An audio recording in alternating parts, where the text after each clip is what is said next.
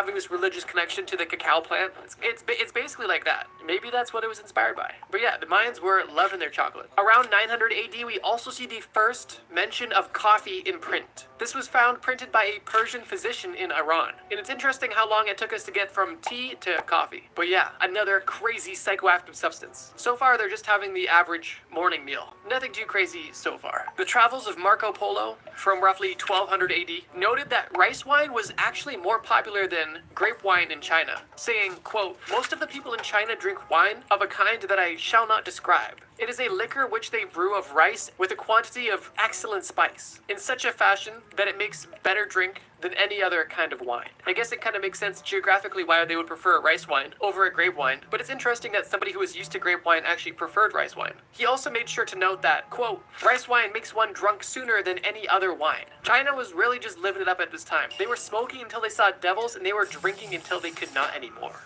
Well, maybe not anymore. That was the Greeks. The Greeks were drinking to death, but China was probably in close second. It was around this time we also started to see the prohibition of certain substances, specifically cannabis in the Middle East. Wine and gambling at this time were explicitly prohibited in the Quran, but there was no specific text that gave guidance on hashish or cannabis. The general legal attitude was that cannabis should be banned despite the fact that it was widely used among Muslim populations. Occasionally, governments tried to take a drastic step against it, but with little success. From 1223 to 1277, there was a prohibition on wine and cannabis that involved the death penalty for those who used either. But it's noted that this prohibition didn't stop consumption and only caused the killing and maiming of people. So, although they were trying to get rid of wine and weed, one thing that they were ramping up production of was coffee. During this time, the first coffee trees were being cultivated on the Arabian Peninsula. And at first, coffee was used for medicinal and religious purposes, like many chemicals of this time. Funnily enough, the way that this was used for religious purposes was claimed that it would be used to help people stay awake during long religious ceremonies, which to me is hilarious because it's like, here, take this. This is gonna be long and boring. But hey, if it works, it works. Honestly, medieval times seems like a pretty chill time, with a lot of cool innovations like chocolate and coffee, and also some interesting attempts at prohibition. I think it's safe to say that at this time, the most common substance of choice was definitely alcohol, as its recreational use was ramped up significantly. I think one interesting example that showcases this pretty well is the fact that they used distilled spirits as a prescribed medicine during the Black Death. During the mid-1300s, distilled spirits were prescribed by doctors during the Black Plague, with the thought that it would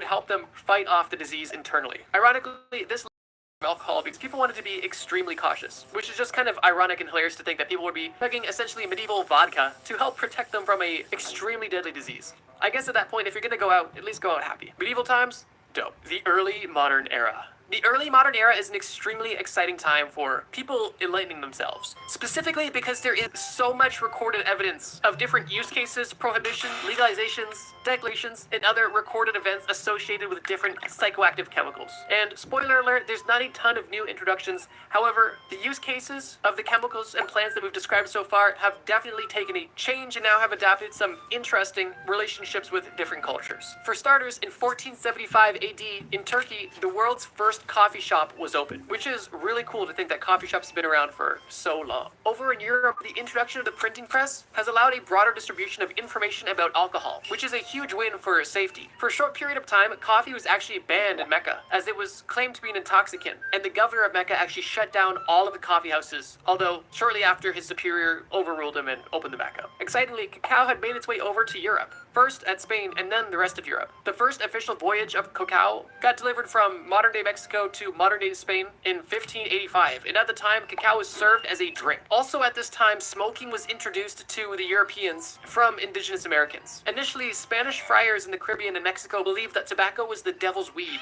and the traditional indigenous smoking of it was sinful. However, French and English voyagers took note of the practice of smoking tobacco and brought the idea back home to Europe, where it quickly spread across Europe, Middle East, Africa, and Asia. It's almost hard to imagine Europe without tobacco at this point. Shortly after the popularization of tobacco, once again, during the plague, physicians were recommending tobacco as a disinfectant, and even stated that people who smoked tobacco regularly had lower rates of infection. And one of the funniest things is that Pope Clement VIII declared coffee as a Christian drink, specifically because most people associated it with Islamic culture, because it was brought to Europe by traders from the Middle East. It's stated that Pope Clement tried coffee for the first time and then decreed it as a Christian drink, which is kind of hilarious. Could you imagine being a trader from the Middle East, bringing a gift to the Pope, sharing your culture with him, watching him try it for the first time and seeing the delight on his face, only for him to instantly